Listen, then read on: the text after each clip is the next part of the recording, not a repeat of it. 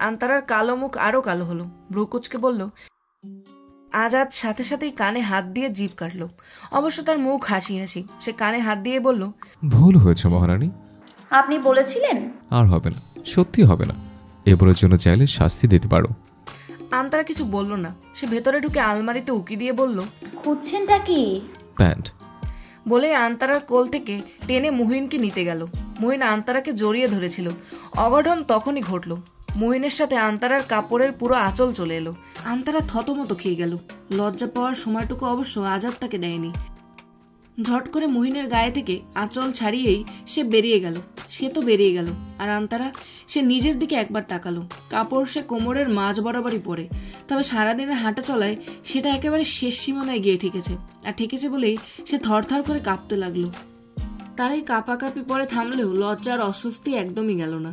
তাই সে রাতে মুনিয়াকে বলল, আজকে আমি মহিনের সাথে ঘুমাই আপা। মুনিয়া হাসলো, হেসে বলল, এটা বলার কি হলো, ইচ্ছে হলে ঘুমাও। আন্তারার কথা শুনে শবনমও বলল, তাহলে আমিও এখানেই ঘুমাচ্ছি। বলেই মনে মনে বলল, ওই খাটাসের পাশে শোয়ার চেয়ে না এখানেই ভালো, অন্তত পুতুল হয়ে থাকতে হবে না। মিথি অবাক হয়ে বলল, আপা এলে সবসময় আমাদের সাথে ঘুমায়, তোমরা ঘুমালে আমি আর বিথি ঘুমাবো কই?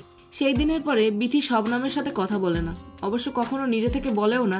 শবনমই ডেকে রাগ ভাঙিয়ে কথা বলে। তবে এবার শবনম বলেনি, তাই বিথিও আর কথা বলেনি। সে বিরক্ত মুখে বলল, রুমের আকাল পড়ছে নাকি? বড় আপা, তুমি এদের নিয়ে অন্য ঘরে চলে যাও, আমাদের সাথে ঘুমাইতে হইব না। মুনিয়া হাসলো। ইস, এই মিষ্টি সময়গুলো শুধু বাবার বাড়িতে এলেই বুঝি পাওয়া যায়। সে হেসেই বলল, যদি হয় সুজন, তেঁতুল পাতাও নজর, তাই আজকে আমরা সবাই একসাথে ঘুমাবো। রমেশ ফিরেছিল কালকের সন্ধ্যার পরে। তারা খবর পাঠিয়েছে এই শুক্রবারই নাকি তারা দেখতে আসবে। ছেলের ছুটি কম। দেখা টাকার পর্ব ঠিক মতো হলে এই সপ্তাহে নাকি বিয়ের কাজ সম্পূর্ণ করবেন। মুর্শিদা বাড়িতে ধুম লাগিয়ে ফেলেছে। ঘরদোর পরিষ্কার করে বাজার সদাইয়ের মেলা লাগিয়ে ফেলেছে। আন্তারার দায়িত্ব পড়েছিল সোহাগীকে নিয়ে ঘর গোছানো আর শোকেস থেকে কাচের জিনিসপত্র বের করে পরিষ্কার করা। সে সব ঠিক মতোই করেছে, তবে শোকেস থেকে কাচের জিনিসপত্র নামাতে গিয়ে দুটো প্লেট হালকা ফাটিয়ে ফেলেছে। আন্তারা ভয়ে শেষ। সোহাগী নাহার ফুপু দুজনেই তার শাশুড়ির নেওটা। এখন দেখলেই গিয়ে বলে দেবে। সে ভয়ে ঘামতে লাগলো। তখনই কোথা থেকে আজাদ এলো আন্তারা জানে না। সোহাগীকে সাইড কেটে তার সামনে এসে বলল তার দুটো প্লেট লাগবে। বলেই আন্তারার হাত থেকে টেনে নিয়ে নিল। নিয়েই সবসময় মতো ধারাম ধুরুম করে যেতে নিয়ে হাত থেকে ফেললো। সোহাগী চেঁচিয়ে উঠল, মামি গো মামি, ছোট ভাইয়াই প্লেট ভাঙ্গা ফেলছে। মুর্শিদা দৌড়ে এলো। কাঁচের জিনিস সে খুবই মহব্বত করে রাখে। অতি প্রয়োজন ছাড়া শোকেস থেকে বেরই করে না। সেই কাঁচের জিনিস ভাঙতেই তিনি আজাদের হাতে দুটো বসালেন, ইচ্ছে মতো তুলোধনো করলেন। আজাদের অবশ্য তেমন কোনো প্রতিক্রিয়া হলো না। সবসময়ের মতো শুধু ঠোঁট ছাড়িয়ে হাসলো। আর এইদিকে আন্তারা হতভম্ব।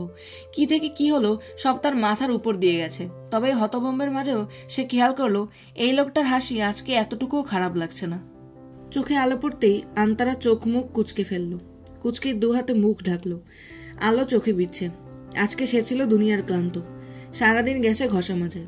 তার মধ্যে বিকেলে সবার সাথে হাতে হাতে বানিয়েছে পিঠে। তারপরে এত ক্লান্ত লাগলো কোনো রকম সন্ধ্যায় কয়টা খেয়েই সে শুতে চলে এসেছিল। আসতে দেরি, ঘুমিয়ে যেতে দেরি হয়নি। সেই আরামের ঘুমে ব্যাঘাত হওয়ায় সে একটু বিরক্তই হলো। কি দরকার আলো জ্বালানোর? এমনিতেও এসেই পটাং করে শুয়ে পড়বে। মাঝখান থেকে তার ঘুমের দফারফা। সে বিরক্ত হয়েই আঙুলের ফাঁক দিয়ে একটু চোখ খুলল। নিভু নিভু চোখে দেখলো তার একেবারে মুখ বরাবর আজাদ দাঁড়িয়ে আছে। ঠোঁটের কোণে সেই আন্তারার অপছন্দের হাসি। সাথে সাথে আন্তারার ঘুম ছুটে গেল। যেতেই ফট করে উঠে বসলো। সেই ঘটনার পর থেকে আজাদকে দেখলেই তার একটু অস্বস্তি হয়।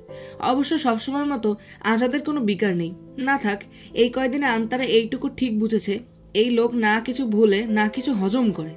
সে বসে অবাক কণ্ঠে আস্তে করে বলল, এভাবে দাঁড়িয়ে আছেন কেন? সন্ধ্যা থেকে ঘুমের জন্য আন্তারার চোখ মুখ ফোলা, এলোমেলো চুল। আজাদ এক পলকে তাকিয়ে রইল। সেদিন তো তুমিও দাঁড়িয়েছিলে, আমি কিছু বলেছি? আন্তারা কি বলবে ভেবে পেল না। সে কিছুক্ষণ নিশ্চুপ তাকিয়ে শুধু পরপর কয়েকটা চোখের পলক ফেললো। কয়টা ফেললো আজাদ ঠিক বলতে পারবে। ঘুরতে যাবে আন্তারা? আন্তারার সাথে সাথে মুখ গোজ করলো। সেই দিন তার শিক্ষা হয়নি, তাই সাথে সাথেই মাথা নেড়ে সোজা বলল, একদম না। আজাদ হেসে ফেলল। হেসে খাটে বসলো। বসে বলল, আজকে দৌড় খাওয়াবো না, নৌকা চড়াবো, যাবে? আন্তারার লোভ হলো। সারা রাত এই ঘর আর ওই ঘর, তাও ভালো শবনম ভাবি আছে, তা না হলে সে কি করতো? সে ভাবতে লাগলো যাবে কিনা। অবশ্য ভাবার সেই সময়টুকু পেল না। আজাদ ততক্ষণে তার হাত টেনে খাট থেকে নামিয়ে ফেলেছে। আন্তারা আজকে অবাক হলো না, চমকালোও না। এই লোক প্রশ্ন তো করে, তবে উত্তর শোনার ধৈর্য বা সময় কোনোটাই তার নেই। আন্তারা বিলের সামনে সে অবাক হয়ে গেল। পুরো বিল জুড়ে সাদা সাদা শাপলা ফুল, চাঁদের আলোয় এত সুন্দর লাগছে। আন্তারা বাক্যহারা হয়ে গেল। আজাদ নিজের মতোই নৌকায় গিয়ে বসলো, বইটা হাতে তুলে বলল, আমি কি চলে যাব? আন্তারা আজকে ভয় পেল না। ঘাটে দাঁড়িয়ে আজাদের মতো বলল, জান ধরে রেখেছে কে? আজাদ হাসলো, হেসে বলল, ভয় করছে না? আন্তারার বলতে ইচ্ছে করলো, আপনি আছেন না? তবে বলল না। সে ধীরে ধীরে এগিয়ে গেল। নৌকার সামনে যেতেই আজাদ হাত বাড়ালো। আন্তারা বিনা সংকোচে আজকে নিজেই হাত বাড়িয়ে শক্ত করে ধরলো। নৌকায় বসে বলল, প্লেট দুটো আগে আমি ভেঙেছিলাম। আজাদ কিছু বলল না। সে নৌকা বাইতে লাগলো। আন্তারা দূরে গিয়ে বসেনি। সে নৌকার মধ্যখানে আন্তারার বসার জায়গা করেছিল, তবে আন্তারা উঠে তার সামনেই বসে পড়েছে। এখন উপর হয়ে শাপলা ছুঁয়ে ছুঁয়ে দেখছে। এমন কোনো কাজ নেই আজাদ পারে না। আর নৌকা চালানো আজাদের বা হাতের কাজ। সেই বা হাতের কাজ আজকে দু হাতে করেও হিমশিম খাচ্ছে। আন্তারা পেছন ফিরে তাকিয়ে বলল, আপনি তো ঠিকঠাক নৌকা চালাতে পারেন না। একবার এদিকে নিচ্ছেন তো আর একবার ওদিকে। আমি আগেই বলে রাখলাম আমি সাঁতার জানি না। আজাদ হেসে ফেলল। আন্তারা আগের মতোই বলল, হাসছেন কেন? সত্য বলবো না মিথ্যে? আন্তারা সাথে সাথেই থমকালো। এ সত্য মিথ্যা খুবই বিপজ্জনক। দেখা গেল এমন কিছু বলবে তার পানির উপর দিয়েই দৌড়ে বাড়িতে যেতে ইচ্ছে করবে। তাই সোজা বসে বলল, কোনোটাই না। আজাদ হো হো করে হেসে উঠল। পুরো নিশ্চুপ বিলে আজাদের হাসি ঝনঝন করে বাজতে লাগলো। তখনই তাদের উপর আলো এসে পড়ল। জেলেদের নৌকা, তার মধ্যে 5-6 জন জেলে। আন্তারা ভয় পেয়ে গেল। আজাদের মুখ নির্বিকার। সে ঘাড় কাত করে বলল, আলো এদিকে মার। তখনই সব লাইটের আলো আজাদের মুখের উপরে পড়ল। পড়তেই লোকগুলো বলে উঠল, আজাদ ভাই আপনি? আজাদ আগের মতোই বলল, জি আমি। সাথে সাথে সব লাইট বন্ধ হয়ে গেল। তার মধ্যে একজন বলল, বুঝিনি ভাই, মাফ করে দিয়েন। আজাদ আবার হো হো করে হাসলো, হেসে বলল, মাফ কি জিনিস রে? শাস্তি পাবি, শাস্তি। বুঝিনি তো ভাই। আমার কি? তোর ভাবি যে ভয় পেল, এখন 100 শাপলা দলে ভাবিকেও ভর দে। লোকগুলো সাথে সাথেই নামার জন্য তৈরি হলো। আন্তারা সাথে সাথে আজাদের দিকে তাকিয়ে আস্তে করে বলল, ওদের নিষেধ করুন, এক্ষুনি করুন। কেন? আন্তারা মুখ ফুলিয়ে তাকালো। আজাদ সাথে সাথেই বলল, যা, মাফ করলাম, তোদের ভাবির শাপলা লাগবে না। বড় কাতল মাছ পেয়েছি ভাই, নেবেন? তোর কি ধারণা এত রাতে তোদের ভাবিকে নিয়ে মাছ নেওয়ার জন্য বের হয়েছে? লোকগুলো এবার হাসলো, হেসে আর দাঁড়ালো না, ধীরে ধীরে চলে গেল। যেতেই আন্তারা বলল, নৌকা চালাতে পারে না, শাপলা তুলতে পারে না, অন্যের ঘাড়ে ফেলে ঢং। সেই দিন মুখ বরাবর দাঁড়িয়েছি বলে আজকে নিজে দাঁড়িয়ে সদবোধ। সেদিন যে আমি নিজের হাতে মালা গেঁথে দিলাম, আজকে আমারটা কই? তোমার শাপলা লাগবে? এবারও আন্তারা হ্যাঁ না বলার সুযোগ পেল না। তার আগে আজাদ পানিতে ঝাঁপ দিয়ে ফেলেছে। আন্তারা ভয়ে শেষ। পুরো নৌকা দুলে উঠেছে। সে ঝাপটে দু হাতে দুপাশ ধরে বলল, আপনাকে সবাই সাধে গরু বলে? শাপলা তুলতে পানিতে ঝাঁপ দিতে হয়, কে বলল? আজাদ কিছু বলল না। সে ততক্ষণে অনেকগুলো শাপলা তুলে ফেলেছে। সে শাপলাই গুছিয়ে আন্তারার পায়ের কাছে রাখলো। আন্তারা শাপলার দিকে তাকিয়ে আজাদের দিকে তাকালো।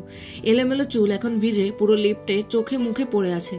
আন্তারার একবার ইচ্ছে করলো হাত বাড়িয়ে গুছিয়ে দিতে, তবে সে সেরকম কিছুই করলো না। বড় একটা শ্বাস ফেলে বলল, দাঁড়িয়ে আছেন কেন? উঠুন।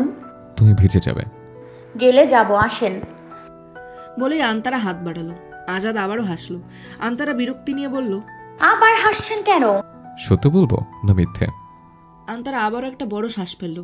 এত পাগল মানুষ সে জীবনে দেখেনি। সে শ্বাস ফেলেই বলল, বলুন, সত্যি বলুন।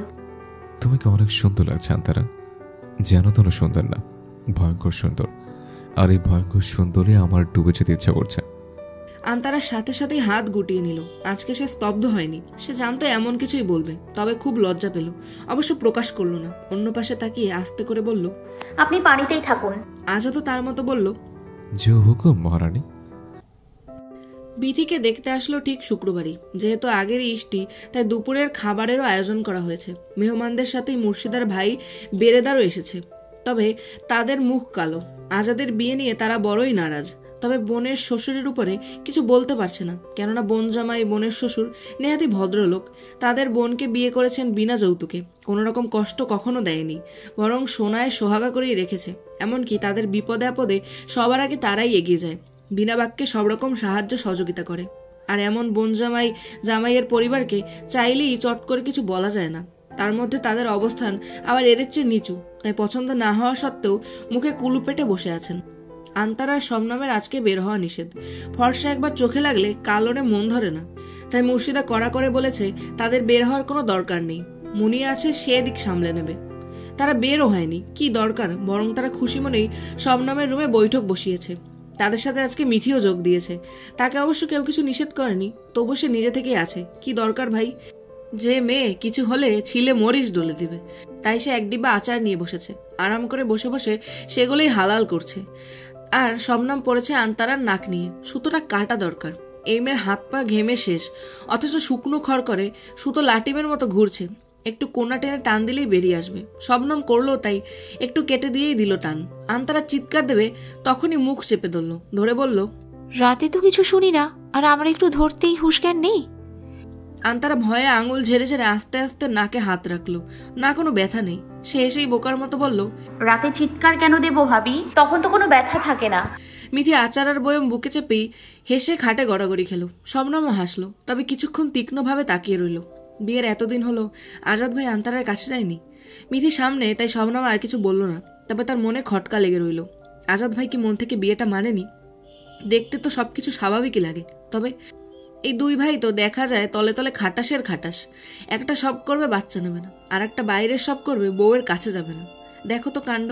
সে মনে মনে দু ভাইয়ের গোষ্ঠী উদ্ধার করে হাতে নাকফুল নিল। নিতেই আন্তারা ভয়ে লাফিয়ে উঠল। শবনম সাথে সাথেই নিজের কপাল চাপড়ালো। বিথিকে তাদের পছন্দ হলো, অবশ্য পছন্দ না হয় উপায় কি। বিথির মামা আগেই কান ভরিয়েই নিয়ে এসেছে, এক মেয়ে দুহাত ভরেই দেবে, তাই তাদেরও কোনো সমস্যা নেই। বিয়ের দিন তারিখ পড়লে এই সপ্তাহের শেষেই ছেলের ছুটি কম, তাই শুভ কাজ যত তাড়াতাড়ি সমাধা করা যায় ততই ভালো। পাত্রপক্ষ যেতেই মুর্শিদা পাড়া প্রতিবেশী সবার মধ্যে মিষ্টি দিলেন চেয়ারম্যান বাড়িতেও। জহির সেই মিষ্টি দেখে কোনো প্রতিক্রিয়া দেখালো না, সে শান্ত চুপচাপ। ইকবাল বড় ভাইয়ের দিকে তাকালেন, ইব্রাহিমেরও কোনো প্রতিক্রিয়া হলো না। তবে জমিল টপাটপ মিষ্টি মুখে পুড়ে বলল, খাঁটি সামনের মিষ্টি, স্বাদ ভালো, নেও জাহির বাবা একটা খাইয়া দেখো। জহিরের ব্যাপারটা নিষেধ হওয়ার পরে ইব্রাহিমের সাথে আফসারের আর দেখা হয়নি। অবশ্য নামাজের রক্ত ছাড়া আফসার খুব একটা বেরো হয় না, তবুও তাদের বাড়ির সামনে। ইব্রাহিম গ্রামে থাকলে আসতে যেতে একটু হলেও দেখা হয়। তবে আফসারের মনে হয়েছে ইব্রাহিম নিজে থেকেই দেখা করেনি। সম্পর্কের সুতো তাহলে ঢিলে হচ্ছে, নাকি অনেক আগেই হয়ে গেছে, যা সে বুঝতে পারেনি। কি জানি। তার জামানা আর এই জামানায় আকাশ পাতাল তফাৎ। এই জামানার মানুষ চেনে শুধু টাকা, ক্ষমতা চেনে, তবে ভালোবাসা চেনে না, সম্পর্কে সুতোর টান চেনে না। অথচ সুখে থাকার জন্য এর চেয়ে আর বেশি কিছুর প্রয়োজন নেই। ইব্রাহিমের বাবা যখন মারা গেল তখন তাদের অবস্থা বলতে গেলে খুবই শোচনীয়। বাবার মৃত্যু যেমন তেমন আর্থিক অবস্থাও। এলাকার মানুষ যে যেমন পারছে সাহায্য করছে। আফসারও গেলেন, তবে তিনি টাকা দিলেন না, মাথায় হাত বুলিয়ে বললেন, যখন মনে হবে আর পারছি না, কোনো রাস্তা দেখছি না, তখন আমার কাছে এসো, ইনশাল্লাহ খালি হাতে ফেরাবো না। ইব্রাহিম অনেক কষ্ট করেছে, মুখ থুবড়ে বারবার পড়েছে, তবুও কোনো সাহায্যের জন্য তার কাছে আসেনি। কিন্তু একবার হাত পেতে একজনকেই চেয়েছিল, সে দিতে পারেনি। কিভাবে দেবে? টাকা পয়সা ধন দৌলত সব দেওয়া যায়, সম্পূর্ণ একজন মানুষকে তো তার ইচ্ছার বিরুদ্ধে দেওয়া যায় না। অন্তত আফসার পারবে না, আর পারেও নি। ইব্রাহিমের অনেক কথাই তার কানে আসে, এমনকি আফসার আর ভাবলেন না। কিছু কিছু জিনিস আর ভাবতে ভালো লাগে না। এই ছেলেটাকে সে খুবই স্নেহ করেন বলেই বারবার ক্ষমা করেন। আফসার মনে মনে বড় একটা শ্বাস ফেলে ধীরে ধীরে এগোলো। সে আর আহমদ যাচ্ছে ইব্রাহিমের বাসায়, বিয়ের দাওয়াত দেওয়া দরকার। এই পর্যন্ত ছোট থেকে ছোট সব অনুষ্ঠান এই বাড়ি কি ওই বাড়ি কি, কখনো কারো পক্ষ থেকেই কেউ বাদ যায়নি, তো এবার যাবে কেন? তাছাড়া সে বাঁচবেই আর কয়দিন, যেই কয়দিন বাঁচে না হয় সেই সবাইকে টেনে রাখুক। আফসার এসেছে শুনেই ইব্রাহিম সাথে সাথেই বের হলো, সব সময়ের মতো এগিয়ে জড়িয়ে ধরলো। আফসার হালকা হাসলো, যাক কিছুটা তো আছে বাকি। ইব্রাহিম ধরেই আফসারকে বসালো, বসিয়ে সেও তার পাশে বসলো। বসে জামিলের দিকে তাকিয়ে বলল, আমার ভাইজান এসেছে, নাস্তার ব্যবস্থা করো। বলেই আফসারের দিকে তাকিয়ে বলল, আপনার শরীর ভালো তো ভাইজান? আফসার মাথা দোলালো, দুলিয়ে বলল, ভালো। বাড়িতে তোমাদের সব ঠিক? ভালো। আফসার ইব্রাহিমের হাত টেনে নিজের হাতের মধ্যে নিল, নিয়ে কোমল সুরে বলল, বিয়েটা পুরোপুরি ভাগ্যের উপর। আমরা ভাবি আমরা দেখে শুনে চিন্তা ভাবনা করে তারপর ঠিক করি, আসলে সব ঠিক করেন উপরওয়ালা। তিনি ঠিক যেভাবে যেভাবে নির্দেশ দেন আমরা কলের পুতুল ঠিক সেভাবে এগোতে থাকি। তাই মনে কোনো ক্লেশ রেখো না, জাহিরের ভাগ্যে বিধি নেই। ইব্রাহিম হালকা হাসলো, হেসে বলল, এরকম কিছু না ভাইজান, ছেলেমেয়ে থাকলে 5 জায়গার 5 জন তো সম্বন্ধ নিবেই, তাই বলে কি 5 জনকেই ছেলেমেয়ে দিতে হবে? আপনি কোনো দুশ্চিন্তা করবেন না, আমি মনে কোনো কিছুই রাখিনি। যদি না রাখো তাহলে ভাইজানের দাওয়াতটা কবুল করো, সহ পরিবারে আমার খুশিতে সামিল হও। আপনি বলেছেন, অবশ্যই কবুল। আমি আমার পুরো পরিবার নিয়ে যথাসময়ে থাকব। আফসারের মন থেকে বড় একটা পাথর নামলো। নামতেই সে হেসে ইব্রাহিমের কাঁধে হাত রেখে বলল, সব সময় এরকমই থেকো ইব্রাহিম। ইব্রাহিম আবার হাসলো না, তার দৃষ্টি নিচের দিকে। সে নিচের দিকে তাকিয়েই বলল, আপনার জন্য আমি সব সময় এক ভাইজান, তবে আর কারো জন্য না, কারো না। আন্তারা আয়নায় নিজেকে ঘুরিয়ে ফিরিয়ে দেখলো। নাকফুলটা সুন্দর, এতদিন ভয়ে হাতই দেয়নি, তবে যখন পড়লো তার নিজের কাছেই ভালো লাগছে। চেহারা অন্যরকম লাগছে, মনে হচ্ছে এতদিন যে তার বাবার ছোট্ট মেয়েটা ছিল সেটা আর নেই। তার শাশুড়ি তো দেখেই বলেছে, যাক, এতদিনে মনে হলো আমার ছেলে সত্যিই বউ এসেছে। তবে কান নিয়ে করবাটা কি? এই নাক নিয়েই যে খেল দেখাইলা, 2 কান নিয়ে তো দুনিয়া দেখাইয়া ফেলবা। আন্তারা কিছু বলেনি, তবে ভয়ে ঢোক ঠিকই গিলেছে। আবার কান, সেই কথা চিন্তা করে সে এখনই এক ঢোক গিলে খাটের দিকে তাকালো। সবসময়ের মতো রাতে খেয়েই আজাদ পটাং হয়ে শুয়ে পড়েছে। তো পড়েছে, হাত পা ছড়িয়ে ঘুমোচ্ছে। আন্তারা শুলে অবশ্য ঠিকভাবে শোয়, কোনো নড়াচড়া নেই, শটাং হয়ে সোজা শুয়ে থাকে। ঘুমের মধ্যে এত সতর্ক কিভাবে থাকে আন্তারা বুঝতে পারে না। অবশ্য সে নিজেও নড়াচড়া করে কম, তবুও এভাবে শটাং হয়ে সোজা নিশ্চয়ই হয়ে থাকে না। সে এগিয়ে গেল, চেয়ার টেনে ঠিক আজাদের সামনে বসলো। তার ঘুম আসছে না, আজকাল এত তাড়াতাড়ি ঘুমোতে ইচ্ছে করে না, তার ঘুরতে ইচ্ছে করে, কিন্তু মুখ ফুটে বলতে পারে না। সে তো আর এই লোকের মতো ঠোঁট কাটা না, তবে তার ধারণা সে অতি শীঘ্রই হয়ে যাবে। যে লোকের সাথে থাকছে, না হয় উপায় কি? এই যে এখনই তো পটর পটর করে কত কথা বলে, সে কি বদলে যাচ্ছে কি জানি। বলেই সে গালে হাত রাখলো, রেখে আজাদের মুখের দিকে তাকালো। চুল, খোঁচা খোঁচা দাড়ি, পুরো মুখ ছেয়ে আছে। বড়ই এলোমেলো এই ছেলে, শুধু কাজে টাজে না, নিজের বেলায়ও। এই চুল দাড়ি যখন একেবারে না কাটলেই না, তখন গিয়ে কেটে আসে। শুধু কি এসবে, তার ক্লিনিক ছাড়া সবকিছুতেই উদাসীন। এই যে মেহমান আসবে বলে সেদিন সবাই মিলে পিঠে তৈরি করলো, শবনম ভাবি পিঠা পুলির মাঝে মরিচও দিয়ে সুন্দর মতো ভেজে দিল আজাদের হাতে। সে ফিরেও তাকায়নি, হাতে নিয়ে পটাপট খেয়ে ফেলেছে। আন্তারা হা হয়ে কিছুক্ষণ তাকিয়ে রইল। গোটা একটা বোম্বে মরিচ ছিল। পরে যখন ঝাল লেগেছে তখন শুধু ভ্রু কুচকে বলল, পিঠার ভেতরে কিছু দিয়েছিলে ভাবি? শবনম হেসে কান মলে বলেছে, দিয়েছি তোমার মাথা। আশেপাশের কোনো কিছু নিয়ে এর মাথা ব্যথা নেই। এ যে আন্তারা নাকফুল নাকে দিল, সবাই কত প্রশংসা করলো। এই লোকের কোনো বিকার নেই, খেয়ালও করেছে কিনা সন্দেহ। আবার বলে ভয়ঙ্কর সুন্দর, তাকিয়ে দেখে কখন। আন্তারার মন ভার হলো। ভার মন নিয়েই সে আঙুল দিয়ে আজাদের বাহুতে হালকা করে একটা খোঁচা দিল। নিজের যখন ঘুম আসে না, তখন তো ঠিকই টেনে হিঁচড়ে ঘুরতে নিয়ে যায়। তার বেলা আরামে ঘুমাবে কেন? সাথে সাথে আজাদ খুবই স্বাভাবিকভাবে বলল, বলুন আজাদের তারা বেগম। আন্তারা অবাক হয়ে গেল। আজাদ ঘুমায়নি তো এতক্ষণ কি ছিল? তার মানে আজাদ কখন ঘুমায় কখন জেগে থাকে সে জানেই না। সে অবাক হয়েই বলল, আপনি ঘুমাননি? আজাদ ঠোঁট টিপে হাসলো, তবে কিছু বলল না, চোখও খুলল না, তবে নড়ে চড়ে ঠিক হয়ে শুলো। আপনি তো সত্যিই খারাপ লোক। জানি। জানেন তো ভালো হচ্ছে না কেন? ভালো হওয়ার কারণ নেই তাই। আন্তারার কথা পেল না, অবশ্য পেলেই আর লাভ কি? সে যেমন বলবে ঠিক তার মতোই উল্টো একটা জবাব আসবে। সে গাল ফুলিয়ে বসে রইল। কিছুক্ষণ পর আজাদ চোখ বন্ধ করেই বলল, ঘুমাও আন্তারা। আন্তারা তার মিহি কণ্ঠে আস্তে করে বলল, ঘুম আসছে না। এদিকে আসো, আমি ঘুম পাড়িয়ে দিই। কোথায়? আজাদ তার হাত ছড়িয়ে দিল। আন্তারা ফোলা গাল আরো ফুলালো। আজাদ এবার পুরোই হাসলো, হেসে বলল, কাল থেকেই মেহমান আসা শুরু হবে, একটু সামলে থেকো। কেন? তুমি অনেক কিছু বোঝো না আন্তারা। কি বুঝি না? মানুষের চোখের ভাষা। একটা মানুষ মনের বিষমুখের মধ্য দিয়ে ঠেকে ফেলতে পারে, তবে চোখের টানা। তাই সবার আগে চোখের দিকে তাকাবে, তখন তুমি নিজে বুঝবে সামনের জন্য উদ্দেশ্য ভালো না খারাপ। আপনি বোঝেন? আপনি তো আশেপাশের কিছুই চোখে দেখেন না। আমার প্রয়োজন পড়ে না, তাই দেখি না। হ্যাঁ, উঠুন, আমি আগে আপনার চোখ দেখব। আজাদ সাথে সাথেই উঠে বসলো। আসনে বসার মতো দুহাত ছটান করে হাঁটুতে রেখে আন্তারার সামনে বসলো। বসে সোজা আন্তারার দিকে তাকালো। আন্তারা আজাদের হাবভাব দেখে খিলখিল করে হেসে উঠল। নিস্তব্ধ রাতে এই হাসি আজাদের কাছে গানের সুরের মতো লাগলো। সে মুগ্ধ চোখে তাকিয়ে রইল। রাত দুপুরে এভাবে হাসতে হয় না মেয়ে। কেন?